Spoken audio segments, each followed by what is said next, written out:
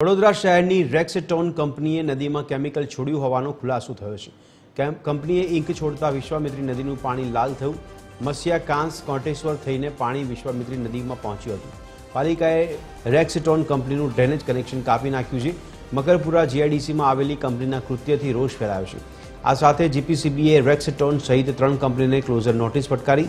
આ કંપનીઓના વીજ જોડાણ પણ કાપી નાખવામાં આવશે।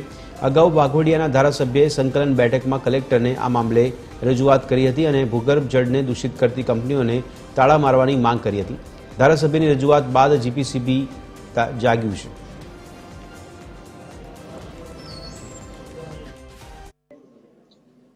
મારા ધ્યાન ઉપર આવ્યું એટલે મેં તાત્કાલિકનો વિડીયો મંગાવી અને કલેક્ટરશ્રીને આ વિડીયો મોકલી અને આ જે કે પાણી છોડતા કારખાનાવાળા છે એ લોકોની ઉપર કડક કાર્યવાહી કરવાના આદેશ આપ્યા છે અને કલેક્ટરશ્રીએ જીપીસીબીની ટીમ મોકલી અને આ કંપનીઓ ઉપર ક્લોઝર આપી અને કાર્યવાહી કરી છે।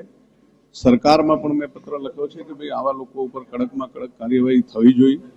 વારંવાર આ લોકો જીપીસીબી ના ચેકિંગ પછી ક્લોઝર નોટિસોને દંડ ભરી ફરી પાછા એ લોકો આવી પ્રવૃત્તિ ચાલુ રાખતા હોય છે।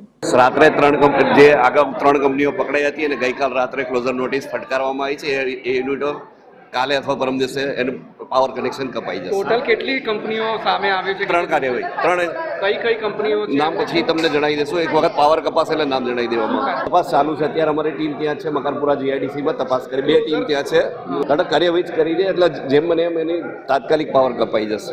મેં અહીંયા અમને આ પુરાવા મળ્યા છે કે આ લોકોએ છોડ્યું છે। શું બનાવે છે આ કંપની? ઇંક બનાવે છે જરાક તો કહેવાય અને કેમિકલ છે એટલે હવે કેમિકલ કેટલું ખતરનાક છે એ લેબોરેટરીમાંથી રિપોર્ટ આવે ત્યારે ખબર પડે। આ સીધું કોટેશ્વર નાળું થઈને મત્સ્યાકાંશમાંથી થઈને કોટેશ્વર નાળામાંથી વિશ્વામિત્રી નદીમાં જાય। મેં હમણાં એમનું ડ્રેનેજ કનેક્શન કાપી નાખ્યું છે। ના, એ હવે જીપીસીબી વાળા આગળ ફર્ધર કાર્યવાહી કરશે જે કરવાની હશે।